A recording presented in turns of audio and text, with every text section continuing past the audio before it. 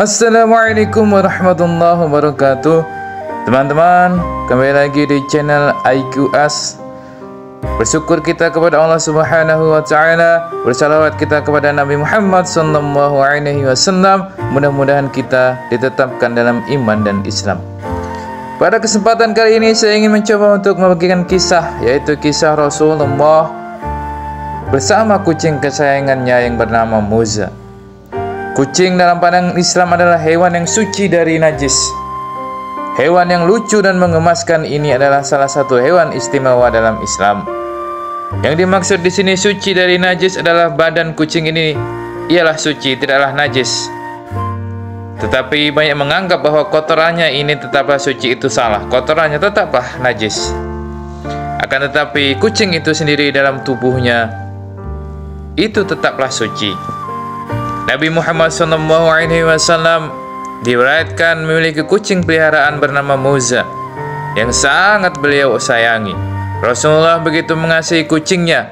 Menurut sebuah kisah, suatu hari Nabi hendak berangkat sholat dan mempersiapkan diri serta berpakaian. Saat akan mengambil jubahnya, Rasulullah menemukan Muza tidur beralaskan jubah itu.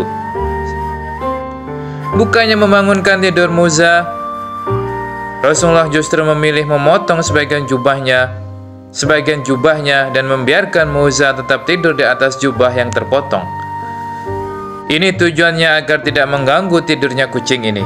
Sepulangnya dari sholat, Rasulullah mendapati Muza sudah terbangun dan seolah ia menundukkan kepalanya rasa hormat kepada Rasulullah, dan Rasul pun membalas dengan mengelus-elus tubuhnya sebanyak 3 kali. Kisah lain juga mengungkapkan ketika kedatangan tamu, Rasulullah selalu memangku Muza. Rasulullah juga pernah menggunakan air untuk berwudu, sedangkan air itu sudah digunakan kucing setelah minum. Artinya air yang sudah diminum oleh kucing dan bekasnya itu tidaklah najis.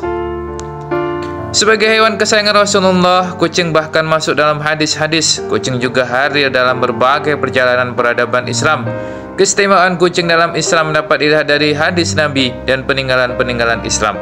Dalam tradisi Islam, kucing dikagumi karena kebersihannya. Bahkan karena kebersihannya, kucing diizinkan untuk ke rumah dan masuk ke dalam masjid, termasuk di Masjidil Haram.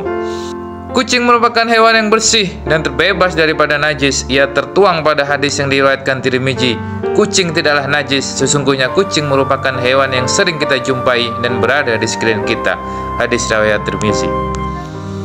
Air bekas minum kucing juga tetap suci dan bisa digunakan untuk berwudu. Ini sesuai hadis. Ketika Nabi Muhammad akan berwudu, dihampiri oleh seekor kucing dan kucing tersebut minum di bejana tempat beliau wudu. Nabi berhenti ketika kucing tersebut selesai minum. Nabi berhenti hingga kucing tersebut selesai minum, lalu ia berwudu. Hadis riwayat Muslim. Kecuali jika kucing tersebut terlihat ada darah, air kencingnya, kotoran ataupun buang air besarnya dan sebagainya, maka hal itu tetaplah najis. Imam Nawawi pun menjelaskan, jika kucing ini pergi kemudian datang dan minum,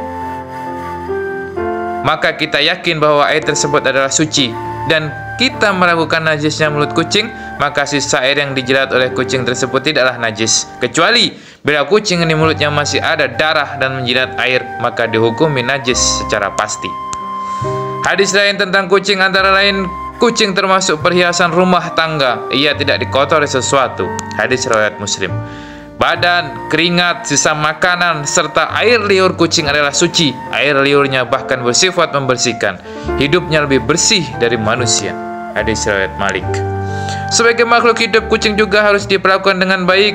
Sebuah hadis mengisahkan tentang seorang wanita yang masuk neraka karena menyiksa kucing semasa hidupnya. Dari Ibnu Umar radhiyallahu anhu, Nabi Muhammad SAW bersabda, seorang wanita dimasukkan ke dalam neraka karena seekor kucing yang ia ikat dan tidak diberikan makan, bahkan tidak diperkenankan makan binatang-binatang kecil yang ada di lantai. Hadis riwayat Bukhari. Ibnu Al-Manayar berkata, hadis ini menerangkan tentang haramnya membunuh apa yang tidak diperintahkan untuk dibunuh dengan cara membuatnya kehausan. Inilah kisah bagaimana Rasulullah SAW bersama kucing kesayangannya Muza. Dan bahkan ada beberapa hadis tentang kita selalu berupaya untuk berbuat baik kepada kucing. Karena bagaimanapun selain kucing adalah juga hewan kesayangan Rasulullah, tentu kucing juga makhluk hidup yang perlu kita sayangi, yang perlu kita dampingi. Kucing bisa mengantarkan ia ke neraka karena jika kita menyiksanya, dan mungkin juga kucing bisa mengantarkan kita ke surga karena kita berbuat baik kepadanya. Inilah kisah yang sangat inspiratif, mudah-mudahan bermanfaat. Kurang lebihnya saya mohon maaf. Sampai ketemu di kisah selanjutnya. Assalamualaikum warahmatullahi wabarakatuh.